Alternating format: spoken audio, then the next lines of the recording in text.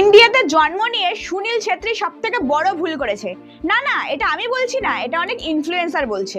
সুনীল ছেত্রীর মতো আরো অনেকেরই মন ভেঙে গেছে আমাদের দেশের ফুটবলের ক্রেজ নিয়ে। ইন্ডিয়ান ফুটবল টিমের লেজেন্ড সুনীল ছেত্রী, তিনি প্রত্যেকটা ইন্টারভিউতে বলেন ভারত একদিন ফিফা ওয়ার্ল্ড কাপে যাবে, এটাই তার স্বপ্ন। অনেক ভিডিওতেই তিনি অডিয়েন্সের কাছে অনুরোধ করেছেন যে টিকিট কেটে ফুটবল দেখার জন্য। আর সেই অনুরোধ করা মানুষটি আজকে ফিফা ওয়ার্ল্ড কাপে খেলছেন না। এটা আমাদের কাছে গর্বের না, এটা আমাদের কাছে অত্যন্ত কষ্টের। আজ তিনি মাঠে নেই, মাঠের বাইরে অন্যান্য দেশের ফুটবল দেখে বাইরে কমেন্টারি করছেন।